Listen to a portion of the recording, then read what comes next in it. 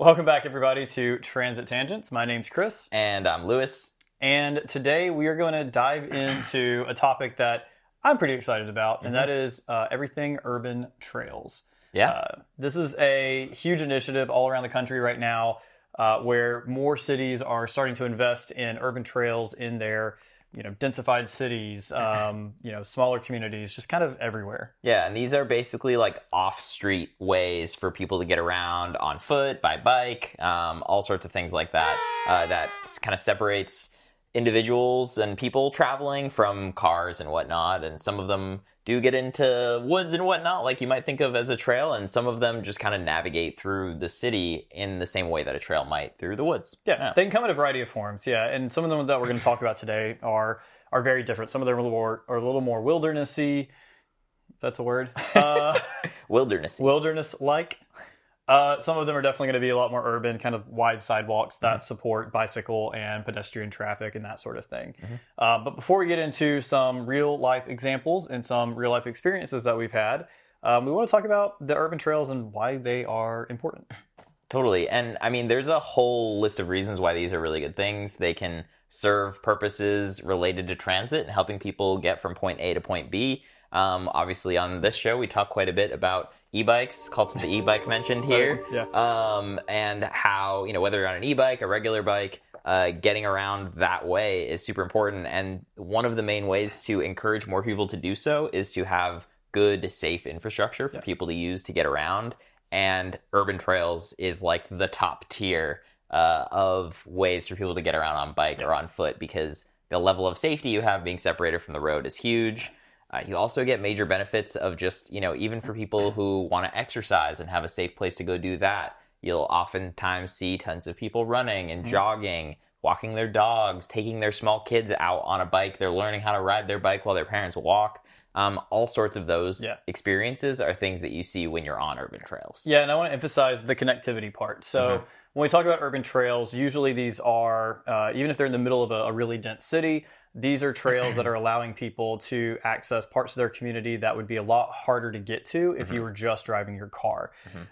These are, like you said, are kind of grade separated generally, or just separated from general car traffic. They may include underpasses, overpasses, but they're going to reduce the amount of interaction that a person has with a vehicle typically. Right. And some of the examples we're going to talk about are good examples of those. So connecting these communities is such a huge part. And an urban trail doesn't have to be a miles and miles long trail. It could even be in a suburb where you have a lot of cul-de-sacs and you just want to connect street to street with a little sidewalk in between houses. Totally. That can be an urban trail. Yeah. So cities are looking at this from all different angles and starting to implement these. Yeah.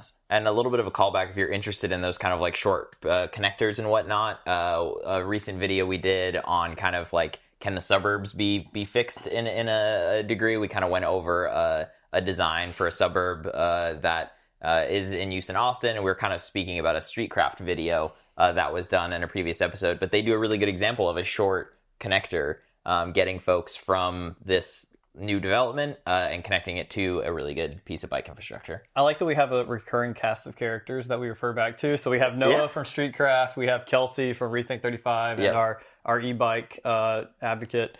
We have Adam Powell, who's running for city council. We have our soon-to-be BFF, Pete Buttigieg. So, we'll see. Yeah. Kelsey texted me the other day, and she was like, "I'm so honored that I think I'm the most referenced person on your podcast." I don't know why she's not here. She should just join us for the podcast. But yeah, and then you were talking about the health aspect of the trails. Absolutely, I go running on the trail when I can. I love cycling on the trails.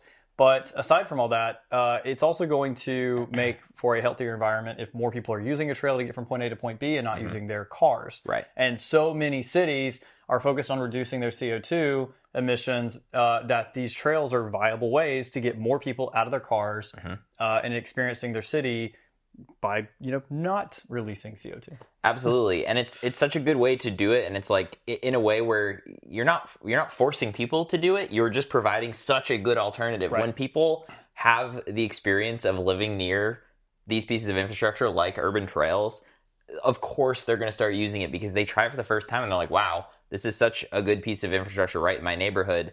and they might consider going and buying a bike if they didn't have one before. And now they're running some of their errands every week by bike. Yeah. And it's just like, slowly one trip at a time, people will start to be exposed to things like urban trails, like better pedestrian and bike infrastructure in general. And that becomes such a clear choice. Yeah. In most cases that I've looked at, this truly is a if you build it, they will come sort of thing. Yeah. These trails don't really go underutilized. And again, some of the examples we're going to talk about have huge annual visitorship. Huge number of annual visitors. Visitorship. A year. And also one of the major impacts is the economic impact. So when these trails go through areas, you can see a really positive economic impact if they're going through neighborhoods or sort of dense urban areas. You tend to have a lot more cafes that pop up. You have bike rental companies. You have little ice cream stands and refreshment stands and like all of these other things that will pop up in these areas to support the number of people who are going to start using this piece of infrastructure. Absolutely. And in some cases, even like a type of transit-oriented development, really. Like you'll have denser housing being built along some of these areas, and we'll talk about a couple examples of that happening. And then even for the businesses and whatnot that are close by, like you 100% see an increase in foot traffic and bike traffic and all of that sort of stuff when you see these urban trails or even good, bike infrastructure, bike lanes, whatever it may be. When you build it, they will come. People will come and use it. People will go and visit the places that these things connect to, for sure. So. I think we want to talk about an urban trail system that is currently in the process of being built, and that is the Atlanta Beltline. Yeah. If you want to give a little bit of feedback, a little bit for sure. And now information on it. I haven't been yet. I've read a lot about it recently. You haven't been either. I'm not. I'm about to be in Atlanta, so. Okay. We'll have to check it out. Maybe I can get some B-roll before this goes out. We'll see. And at some point, too, I mean, it seems like the kind of thing, like Atlanta has a lot going on as far as even, they're talking about trying to extend their transit and all sorts of stuff. So I think it would be a fun episode in the future. But so the Beltline, when it's complete, will be a 22-mile-long loop, essentially, that goes around Atlanta. And it's operating almost like a belt. Yes. And it's operating on an old rail corridor. And it's a fantastic urban trail, essentially, that goes through all of these different neighborhoods. It's connecting neighborhoods of wealth, connecting neighborhoods that are kind of historically lower income. And it has brought all sorts of development. It's increased all sorts of people actually having a nice place to go out and exercise on, to be able to travel to work on, all of these different things. It's ended up leading to $20 billion so far in investment along the Beltline corridor, which is, $20 billion in investment into development along this area. So we're seeing, this is a really clear example of what I mentioned earlier, having like real transit-oriented development, or as somebody on Twitter put it, G-O-D, Greenway-oriented development. Oh, I was like, okay. Yes, there's a TOD, the transit-oriented development. There's the GOD, the Greenway-oriented development. And one that this is a new one, you've never heard it before. Near me, there is a development going in, and it's totally encircling a taco cabana. Oh. So you have the TCOD, the Taco Cabana-oriented development. Those are starting to spread up as well. Stay tuned for more on those. Transit Tangents brought to you by Taco Cabana, the latest sponsor. I love to see these numbers in Atlanta, because Atlanta is, when I think of car-oriented cities, Atlanta is pretty high on the list. Yes. If you've been to Atlanta, you have been stuck in traffic. You have seen how car-dependent people are in the city. And don't get me wrong, I love Atlanta. It's a beautiful city. But it is hard to get around if you don't have a car. Absolutely. They do have buses. They do have the train. We need to actually go do an episode there, because I'll probably be eating my words. Because I'll be like, oh, you can absolutely get around. But it is a very car-dependent city. Yes. So to see this amount of economic development and interest in an urban trail is pretty amazing. Yeah. And the other part that I really like about this is that it is a true Rails to Trails initiative, which there's an advocacy group called Rails to Trails as well. But we see this sort of around the country. You have old rail lines that the right-of-way already exists. There's no reason why we can't take that right-of-way and make it a public good again. by making these trails and taking over those spaces. And it's not just Atlanta. There's other cities. We have a Rails to Trail program in Austin right now, in South Austin that's being built. Yep. Yeah, and you'll see the Rails to Trails things happening, again, in cities, but also in suburbs, even in rural areas. There's some parts of Western Massachusetts. I have friends who live in that part of the country, and they have Rails to Trails that connect like different small towns, and you can bike from town to town on old rail lines. There's a big one in Vermont, I believe, as well, that like connects kind of lakes as you go around. Nice. Yeah. I'm not aware of that one, and I went to school in Vermont. I think it was Vermont. Oh, Minnesota. I think you're thinking Minnesota. Could be thinking somewhere Minnesota. North. We'll see. There was a Minnesota one on this list. They're the same. A couple other points I want to make on the Beltline, though. There was actually an interesting CNBC video on YouTube that I'll link below that kind of goes into the Beltline. This is from a couple years ago. And there was a concerted effort with the Beltline to create what they called whole communities, where folks would be able to live, work, recreate, have places to go kind of all along the Beltline. So you're really seeing the emphasis of like this can be used for recreational purposes. Yes, when you think trail, you think recreation, but it also can be a real tool in the kind of transit tool chest. 2 episodes in a row I keep going tool chests. I don't know what it is. Tool chests were it's a pretty common thing. It is, but I've never really referenced that before. In 2 episodes in a row. Here we go with the tool chests.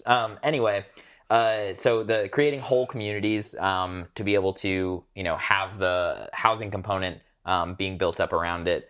With it, I do want to call out they have had some concerns over neighborhoods where the Beltline has gone in, rapidly gentrifying, costs going up, and it sounds like in the early on stages, there wasn't enough kind of planning put into like how do we preserve these things. I would say, fortunately, obviously, like Austin, costs have gone up, but with all of the kind of development that's happening here, there definitely is an effort to try to preserve these. Another callback, I guess. I think like Carmen would actually probably have an interesting take on some of the stuff in regards to the Atlanta Beltline, because I think if they had folks like Carmen earlier on, they probably could have struck a happy medium on it. I personally disagree with some of like Carmen's takes on some of the things that are happening with it, but like somebody needs to be in the room saying those things, because I think the real answer lies somewhere between where she is and where I am. On these things. And it was just notable that like people were definitely being displaced in some areas in Atlanta, and that's something that as communities build these resources out need to take into account, because while $20 billion in investment is totally a win, if everybody who lived in those neighborhoods before can't take advantage of that, that's a loss for sure. Yeah, and there's a difference between revitalization and gentrification, I think, in a lot of ways. And so we can sort of revitalize communities while protecting those communities. I also heard somebody made a good argument the other day. There's a difference between gentrification and displacement. You can gentrify an area by without displacing people. So there's a lot of arguments that we can get into on that and things we can discuss, but something to think about. Not today's episode, but definitely something to think about. Yeah, for sure. Do you want to move on to the next trail? Yeah. So there's, like I said, there's a lot of these in the country, and I've had the absolute honor and privilege to be able to experience several of these trails. One of the trails that gets a lot of attention is the New York Highline. Hey, Gondola Gang, thank you so much for listening to this episode. We're going to jump right back in just a second. But first, if you like what you're hearing, we just want to make sure that you are hitting that subscribe button.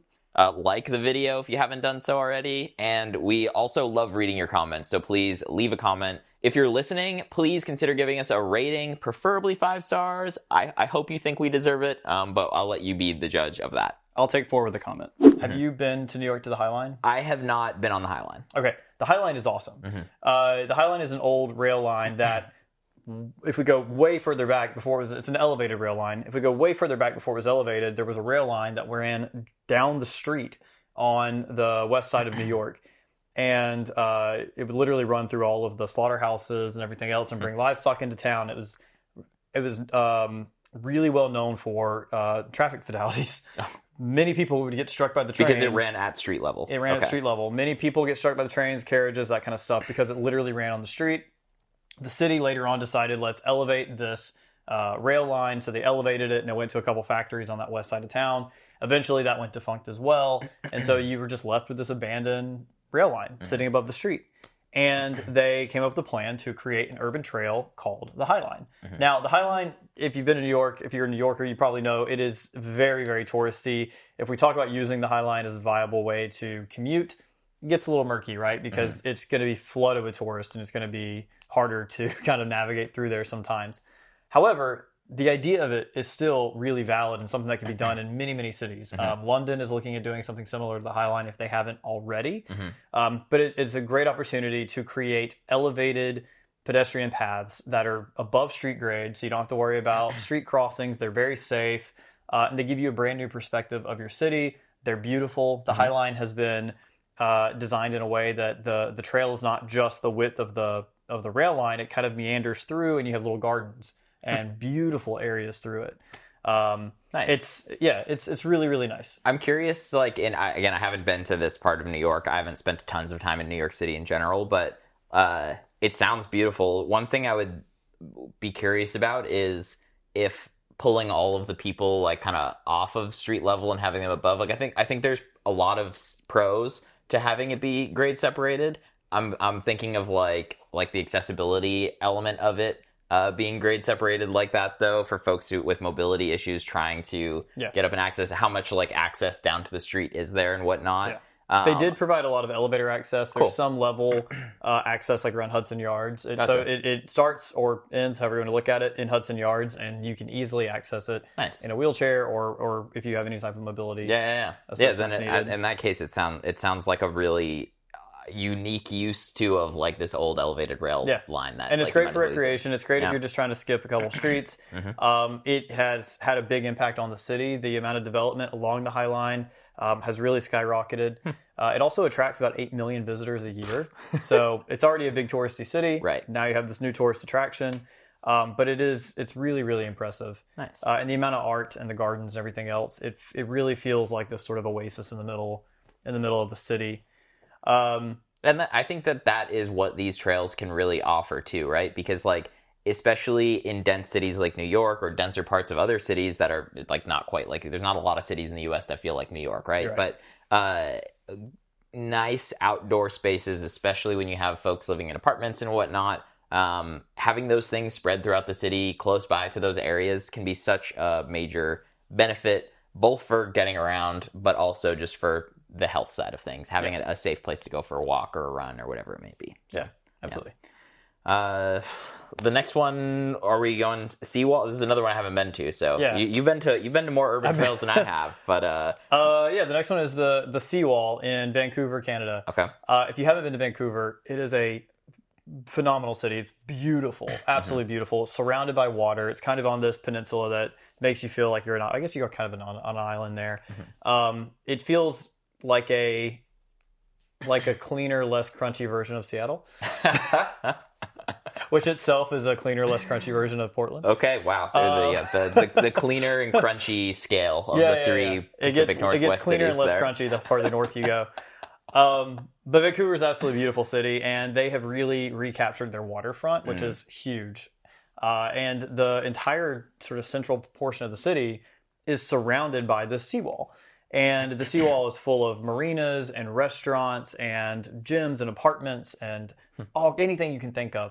But what's really amazing about it is you can spend an entire day just walking around Vancouver on the seawall. Wow, and I'm looking at this, it says 28 kilometers long, so it's a huge system.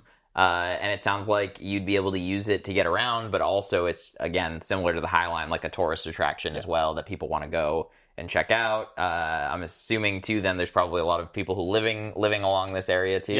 Vancouver is well known for having tons of really high density apartments. So there's a lot of newer development in Vancouver that's on the seawall. There's a couple of older things too. But yeah, absolutely. You're out there and it's locals who are using it to cycle from one place to another. It's a lot of tourists using it to walk around. And I think Vancouver, if you compare it to a city like New York, it still has a lot of tourists, but it's way fewer tourists. So something this long and this much of an investment in the city is really for the people in that city. Nice. And they do use it. It takes you out to one of their major parks. It's just all around a beautiful use of public space. I'd like to get to Vancouver at some point. And also Vancouver is one of the North American cities that's basically like unscathed by highways in their downtown core. It's like, it's one example that people who like highways are their main issue. I'll see on Twitter quite a bit. That there was never really like a highway running right into Vancouver. It mostly like kind of follows like what a lot of European cities would be. The highway kind of skirts around the outside of it. If you're interested in highways, we've done a lot of episodes on related to highways too. Yeah. That's definitely notable in Vancouver. I didn't really consider it until you mentioned it. Vancouver also has a different philosophy though. Like when I think of the highways going through cities, we talk about we needed to preserve the architecture and the neighborhoods. Vancouver takes a slightly different urban philosophy where they don't. I'm going to get shit from somebody from Vancouver, I'm sure. They don't value the older architecture as much as they do how can we better use this space to allow people to live here. So they have less historic architecture than a lot of cities of their size, and a lot of brand new construction, high rises, newer, taller, or more dense apartment buildings. They're not necessarily new, but a lot more density in the city. So they kind of say, I think they follow a mentality of you can preserve as much as you can, but we also have to recognize that we need new development to fit more people and have a better city. Yeah. It's a cool city. You should absolutely check it out. Yeah, and if I'm from there, I'll get on the seawall. Yeah. I think the next big one we want to talk about is one that we both get to use quite a bit. If you have been to Austin before, you've almost definitely been on this at one spot. It's the Lady Bird Lake Hike and Bike Trail. The awesome thing about this trail, too, is that it connects to so many other trails, and there are many more to come as well. So the core part of the hike and bike trail in Austin is 10 miles long, and it's basically a loop that encircles the entire waterfront area of the city. If you've come to see the bats or something like that, you've definitely been there. That's a major tourist spot, especially in the summertime when folks come and melt here in Austin. If you come to ACL, you've probably used part of it to get back to your car or back to the city.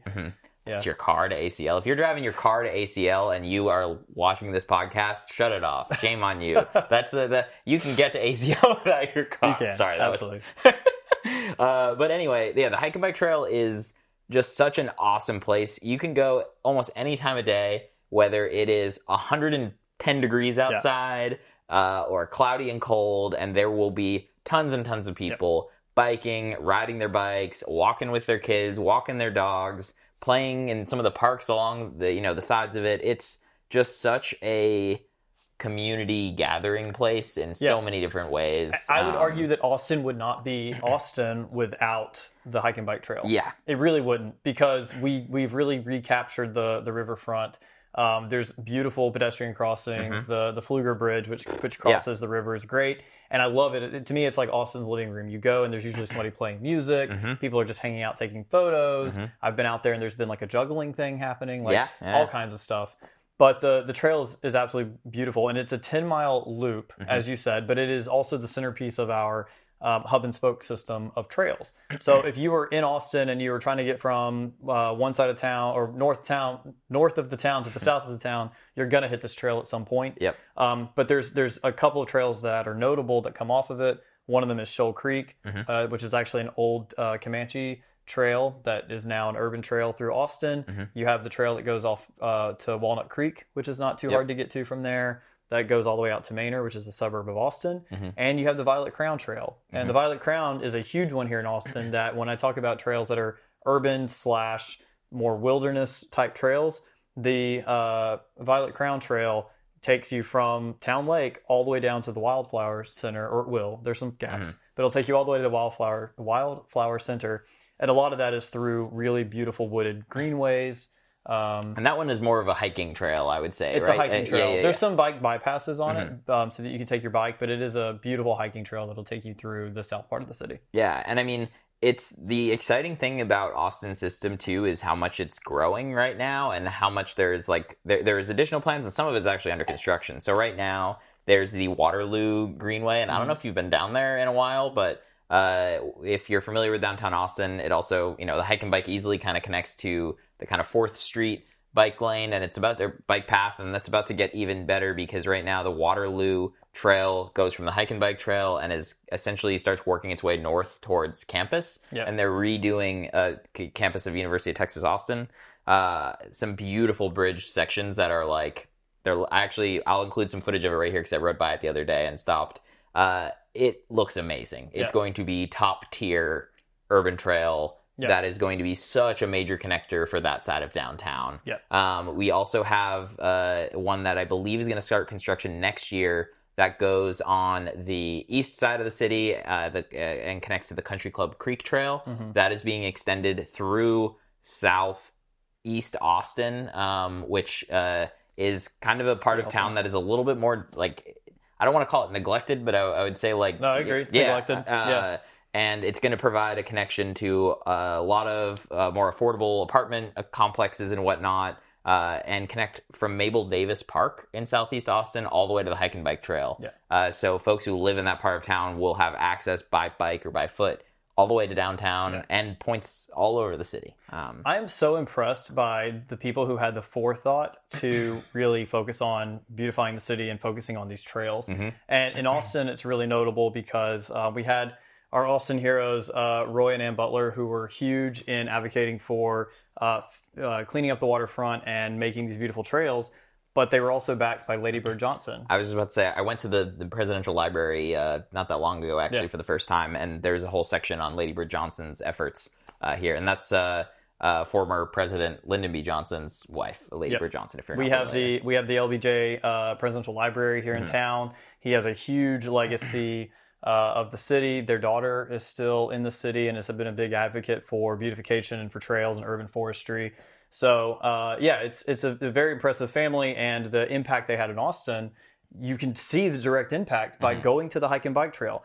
Lady Bird Johnson, they named the lake after her against her wishes. If you're a true Austinite, you know it's Town Lake, not Lady Bird Lake, but they named the lake after her against her wishes, and she's still this amazing Austin hero for having the forethought to really focus on this, which is just crazy. And as somebody who is like, again, I use a bike to get around for more and more of my trips, I end up on some piece of this system multiple times per week without question, without even trying to. It's just like the better way to get around for the most part. So it's makes such a huge impact. And again, like if you build it, they will come. As cities across the country are trying to get, closer towards being carbon neutral and dealing with issues with traffic and all these different things, this is such a good tool that should be implemented here. And with the tools again, another tool that should be implemented along the way. Absolutely. So, but those are some examples of trails around the country. There's many more we didn't touch on. Like I said, we have a trail in Minneapolis that was very popular. We have the Katy Trail in the Dallas area. We have the Dallas Loop, which is supported by TxDOT and the Dallas community. If you're in, we talked about Rochester, New York for the highway removal in a couple episodes, the Erie Canal Path, the Genesee River Trail. So many cities are doing more and more of this sort of thing. The Big Strand cities, small cities. Rural areas again, too. I mean, it really can be applied in so many different ways. So I know we want to end this, but one urban trail that did just come to mind when I mentioned Manhattan Beach in California. If you've ever been to Venice Beach, California, there's a beautiful promenade that follows the beach throughout Venice and continues down a long portion of the coastline. Heavily used. Tourists, locals alike. I've actually been to that one. It's great to go to the beach. It's great to just go for a walk. There's so many shops along it. Another great use of an urban trail. So let us know, what are your favorite urban trails? Do you have one in your area? I don't know why in my head it was like a top 10 urban trails video. That should be a City Nerd video. He's all about the top 10 lists. Top 10 urban trails in America, ? Maybe he wants to do that. I don't know. Or we could do it. Or we could do it. Or in the comments, if you've got 10 that you've been on, let's see your lists. I want to see them. I do actually want to see people's favorite urban trails. It can be in their city. It can be a city they visited. But I would love to actually see that. Well, with that, thank you all so much for watching. Go ahead on out and check out your nearest urban trail. Go ahead and get out there, y'all. Get out there, kids. Go be healthy and enjoy the rest of your Transit Tangents Tuesday. Bye, everyone. Yeah, I'm saving that dough. Public transit